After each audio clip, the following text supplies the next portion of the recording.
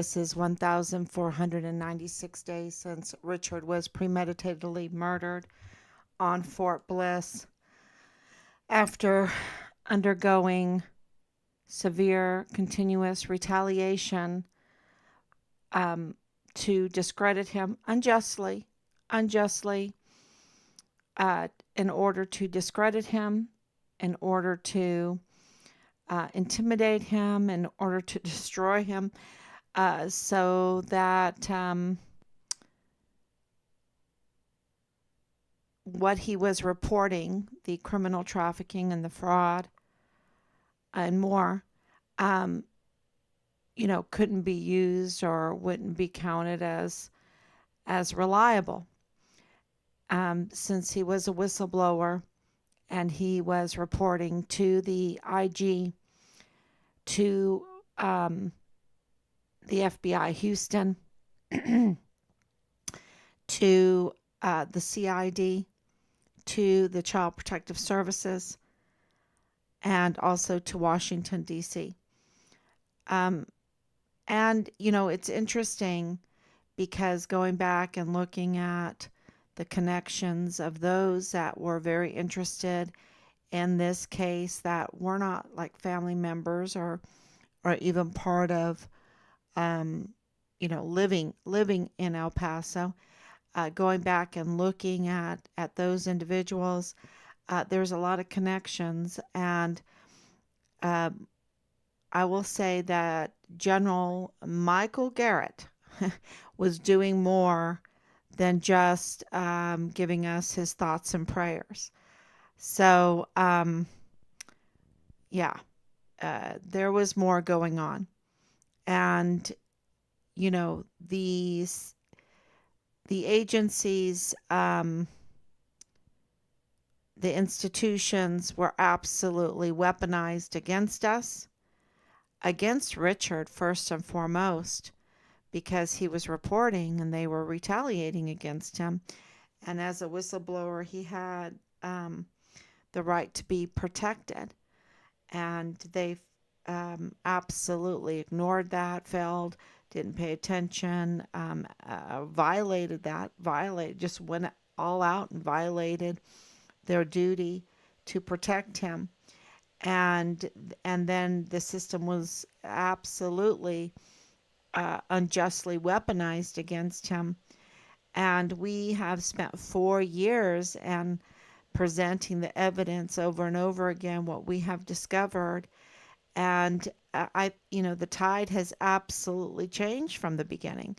What we are hearing is, let me make sure I'm on. Sure everybody can hear me. What we are hearing from law enforcement, thank you so much, Anicia, for coming on, for your prayers and your love. And thank you, Danielle, for coming on with your prayers. Justice, stars. Richard is sparkling clean. He's a stellar soldier. And the stars in their course fought against Sisera. And that's what we're seeing right now. The whole narrative, the whole public opinion, and also within the law enforcement system, has now changed. And we can tell you tonight, very good news, that the law enforcement community in El Paso has confirmed that they are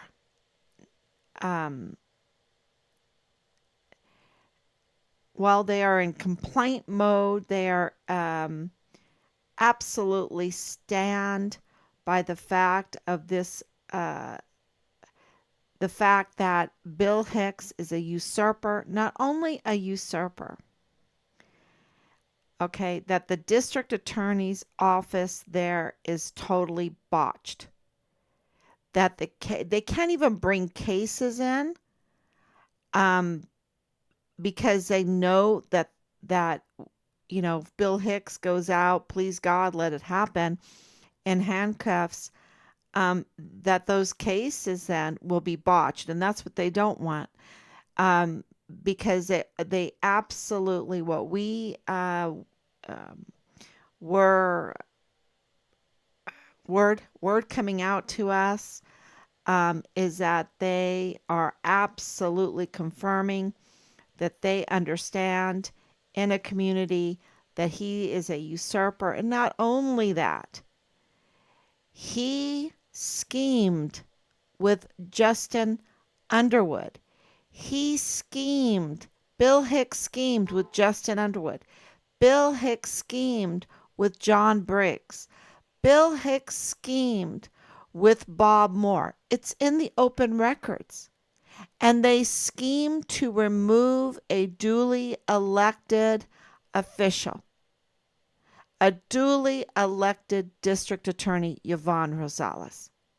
Now, the implications of that coming out, and I think the reason why they understand it now is because they saw what happened lately at a national, right, at a national level, where, the will of the people, the votes of the people, do not matter to these criminals.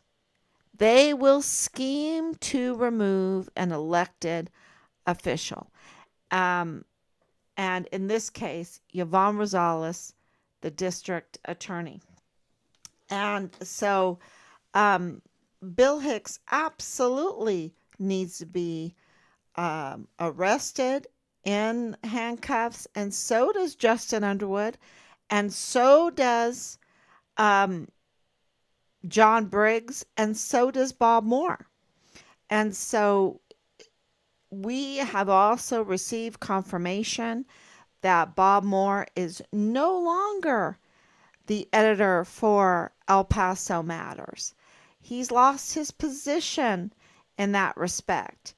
And so, and it seems like Justin Underwood is, in quiet mode, in hiding mode.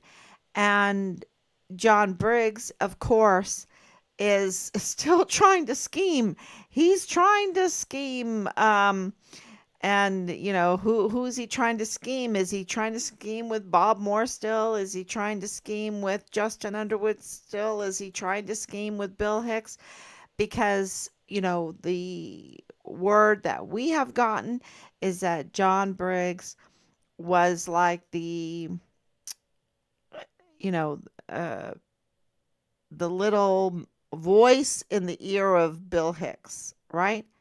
He was the one telling Bill Hicks what to do. And, you know, um, so it,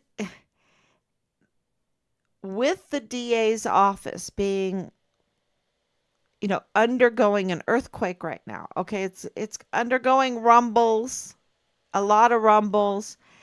Um, and that those are warnings. Those are warnings to all the assistant district attorneys that are in that office still, because so many have left, right? So many have left. It's probably way over 30 now that have left. Um, and nobody in their right mind would want to go into that office at this time. And the rumblings that are absolutely being heard by the law enforcement. So, uh, and even out of the courthouse, law enforcement, um, there's rumblings, and these are warnings to the assistant district attorneys, other than, I mean, of course, John Briggs, but um, to come clean, come clean. The charges are very serious because Bill Hicks um, usurped, he tampered with government records, or schemed to tamper with government records, and he schemed to unjustly remove a duly elected district attorney, Yvonne Rosales. So this is really, really big news in Richard's case. What does it mean? How can we understand what's going on? And I, was trying to explain to my mother, and I said, look, when you would understand the Jack the Ripper case, right? Jack the Ripper in London. And Jack the Ripper committed murdered, more than that, but murdered. Let's say we'll just pick two names, Martha and Mary, right? And all of a sudden, in Martha's case, it cracked open and they figured out who did it and they went and arrested Jack the Ripper, right? That means that Mary's case now has gotten justice. You see? Now so even though they're two separate, they're really the same perpetrators because Richard's case came first. He was reporting on the criminal trafficking and the fraud.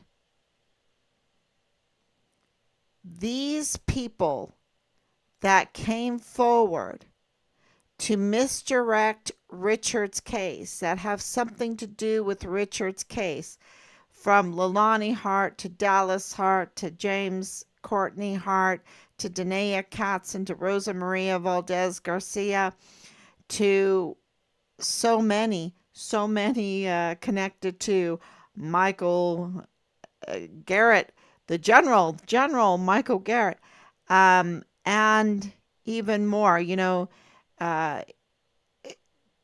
There is, this crossover. Jules Tuganon Chan, he's absolutely in Richard's case. He's absolutely part of the Walmart case. Nick Brownbell Nofziger, right? Part of Richard's case, part of the Walmart case. Amber Chase, you can go on, and including Ernest Christopher Grant. Because do not forget that when we came in and we had the FBI man come forward and say, yeah, the FBI found Richard's remains in Mexico, and that's a secret. Shh, that's a secret. The FBI automatically took over the case, took it on, right? And then we received the phone call to have this task force find Richard Halliday. And of course, we know that it was a dog and pony show. We know that there was no op ward. We know that they were out of uniform. We know that there were no do-outs. There's no operational order from Bradford Bugado's office of the G3, right? So, why did they carry this out? And why did they spend the money that they did? Because it was over 15 agencies involved, from ATF to Department of Homeland Security to the FBI to the Department of State to the Mexican military, the Mexican government AG's office, to CBP, to the sheriffs, to the marshal. 15 plus agencies that were there at the meeting. Some of the biggest drug dealers ever caught never had so many agencies part of the task force like Richard did. And so, and the admission that the search for him didn't even begin until September 1st. And Jay Pollan, well, we don't even really look for the soldiers that, are missing. Um, so and Jerry Jakovitz, right, the command sergeant major, I didn't even know that there was a missing soldier on the rolls. You know, he was cussed out for that one. He was cussed out for that one. Um, that was pretty bad. So, and rightfully so. And rightfully so. Do not tell me and I haven't mentioned Albert Fletcher. Um, but Albert Fletcher's name, he was the sergeant major of 143, and his name is coming up again. Um, of course, with this whole thing with Ruggiero and with this picture that was taken off of jail the jail district's office computer. That someone walked in there, someone that wanted to know about Richard walked in there and, had the district, because it was in the jail. Um, I guess it's the jail magistrate clerk's office. Hey, bring up this picture of Richard, and just snapshot it with their camera, with their phone, off of the screen, which is a felony. And the problem is it gets even worse because more and more felonies are added because they didn't enlarge the picture. So when they allowed the snapshot of the screen, which was a felony, there was emails in the background and information in the background behind the picture that was also taken, and then that was posted. So there's like 4 felonies there. So anyone that took that picture, is looking at about 4 felony counts. And so being able to speak to law enforcement about getting to the bottom of that is really amazing. It's really an education. And how the whole system seemed to have a few people that want control of badges, that want control of law enforcement positions in order to weaponize it, right? We need a lot of vetting before we give anybody a badge and put them in position. Because, of course, we have a witness, CID agent Tavita Nusa, having a lot of mental distress because of hurting somebody. And, we also received information today about Tavita Nusa and more information about why he lost his badge. We know for sure, and we have it confirmed that he lost his badge, and we've been saying that he lost his badge. It wasn't reported in the news. It should have been reported in the news because he's absolutely connected to Leilani Hart and connected to Richard's case, right? Connected to Dallas Hart.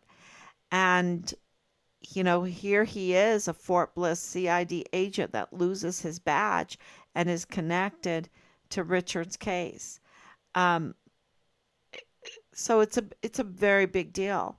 And we got word today about that also, that part of the reason why he lost his badge is because of his mental, he's just was very mentally unstable. And we're wondering if that's because of what he did to Richard. Was he ordered to murder Richard? Was he ordered to just get rid of the body? Um, did he was he ordered to dismember our son, and dispose of his parts? Did he use acid? Did he use the incinerator? I mean, can you imagine what we have to go through as a family in investigating our own son's case? It is just hell. It's absolutely torture and hell. And I want to tell you, um, I'm getting these images of, I believe it's like the light of Richard, and like prodding to move forward, like in a happy dancing way. I don't know if that makes sense.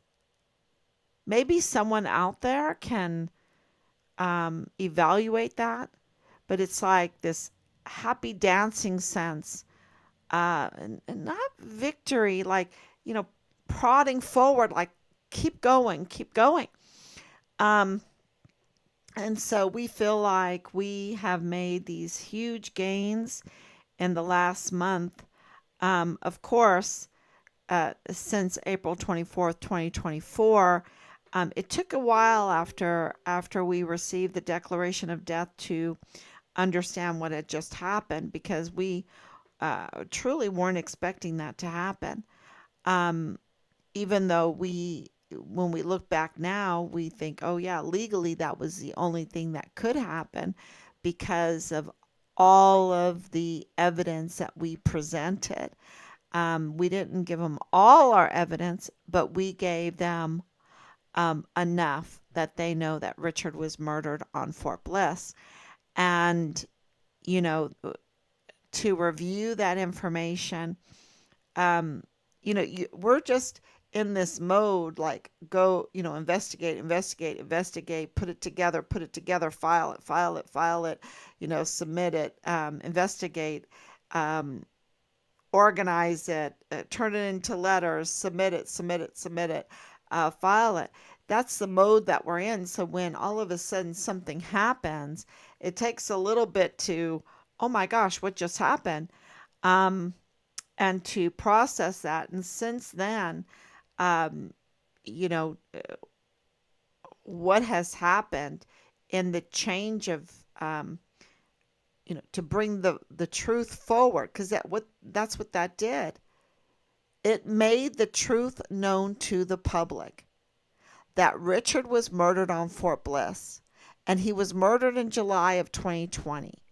And there was a huge weaponization, because anybody that has been paying attention to this case knows when they don't call you, when they kick you out and say, we're not helping you, you're done, you're on your own, when they uh, obstruct justice, when they, like our first CAO, Josh Lyons, and his connections with Haley Separatio, who we thought was just um, a stock photo.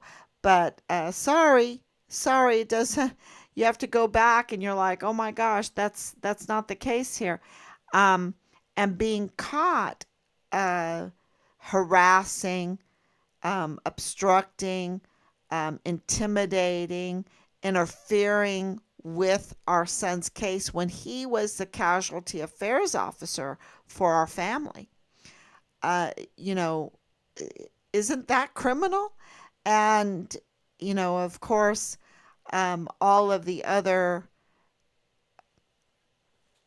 and I'm thinking about the date that he came on, if it was after the FBI man, because everything changed on that day too. And so now we're looking at Leilani Hart in respect to these four major players, and that is John Briggs, Bob Moore, Bill Hicks, and Justin Underwood. And there's more, of course this case gets so convoluted, and that's why, I'm coming on every day to try to explain this case to everybody.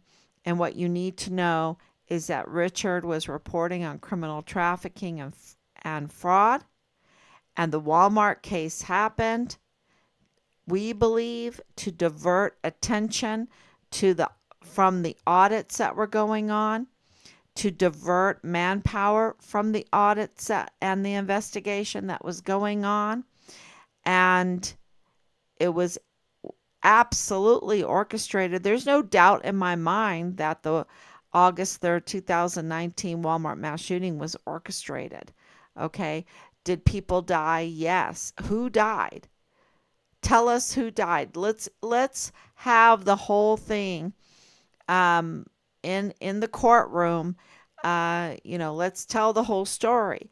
And we know that Rosa Maria Valdez Garcia got involved and couldn't stand John Briggs, right? Because she wanted the case to move very quickly to cash in, right?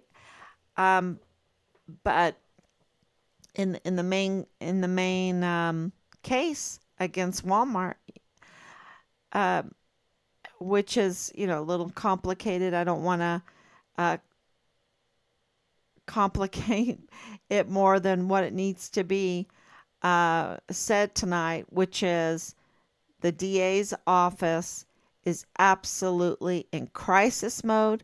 They are in chaos, and that includes John Briggs. It includes Bob Moore. It includes Justin Underwood, because they colluded. They schemed. They violated the law. They violated the law in very serious ways. And we have, the whole DA's office was absolutely controlled and weaponized against the community of El Paso, to stop any kind of prosecution of the Walmart case. You see that in the latest cases, this young man that got shot in the back 4 times. What the killer is going to get 2.5 years. The other is this FBI man that was killed by the school district. That is a real crazy thing going on right now. And then this incest case that in El Paso that, he murdered his sister because she went and had another boyfriend. um, and he gets, so this is a case of murder and incest. I don't know if I'm allowed to say that. But he, uh, you know, doesn't get prosecuted. There's a plea deal again for that. So the DA's office, it's either other people's cases or a plea deal, or it seems like Bill Hicks is very, very soft on crime because he can't do anything with a capital murder case or a murder case, or um, because, you know, everything he could be charged. Um, when it all comes out that he's a usurper, you know, fully in the courts, when he gets arrested, there's so many ramifications that he can't even go near a capital murder case and uh, prosecute properly. And that's why they're so in chaos. And I hope that makes sense. I don't claim to fully understand it myself. I know one thing: Bill Hicks is a criminal, he's a usurper, he interferes with elections, he interferes with the lives of people, that work. Think about how hard Yvonne Rosales worked in order to uh, even be able to run for a district attorney's office, but to actually win, how hard she worked for that position. And instead of being of help to her, instead of making that office uh, absolutely a piece of gold for the people of El Paso so that they could have, a peaceful life and trust in their court system. No, they betrayed the people of El Paso, and now they have to deal with uh, incestual murder or people being shot in the back 4 times and um, all these other crimes, right? So it really is a violation of your oath. I think we did get a confirmation that there is a state bar complaint lodged against Bill Hicks and that more are coming. Um, so things are being shaken up legally in the law enforcement. Things are being shaken up. And if you're in law enforcement, we want to thank you so much. And, just do the right thing. Just do the right thing. Because the people of El Paso, El Paso's so beautiful, right? It's such a beautiful city. And we need to make it a better place. That's the Girl Scout motto, right? Leave a place better than you found it. Make it better. Somehow make it better. Be of service. Do some good. All the things that I've been told all my life. Don't be a hemmschuh. That's a German word. Don't be a problem for people. Be a blessing. And then they'll invite you back. Then you'll make some extra great friends, lifelong friends. Um, Leave a place better than you found it, and in all you do, glorify God. That's the bottom line. And so that is the complete opposite of what Justin Underwood has been doing. Even though his commercials for his law firm is, all this pulling the heartstrings of America, right? With, I guess it's his children or whatever. But he's up to no good. And he's in crisis mode, waiting. And of course, the others as well. And what John Briggs was doing since the 22nd of August, trying to scheme even more, and defrauding the taxpayers. So they just want to make money, they want to get paid, and then they don't want to bring these cases forward. So they just want to leverage the cases. Yeah, it really is diabolical. So yeah, did I talk about the district, the jail magistrate clerks, the picture of Richard? Yes, that's very, very important because those are felony charges. And we are absolutely looking for these people involved in Richard's case, in the cover-up, in the murder, to be held accountable. So that is absolutely damaging to those that were weaponizing the system against us. I think that was a big, big mistake on their part. But it helps us identify those that are up to no good. The death penalty has no statute of limitations, and the the lawyer in the Walmart case has thrown Bill Hicks under the bus. Bill Hicks is in a lot of problem. I mean, he has hits coming from every corner. And it's not us. I mean, all we're saying is that he's a usurper of the 34th Judicial District Attorney's Office. He's a usurper, and he interfered with an election. Absolutely interfered in the worst way in an election. So that is, if you have any questions, uh, these people just taint the whole criminal system. They just taint it. They bring it into crisis. And it seems like, they'll let these criminals go free. And, you know, the, that's just asking for problems. Asking for problems. There's a reason why you don't let murderers go free. There's a reason why. Okay, thank you so much. And we will be back tomorrow, God willing. Bye bye.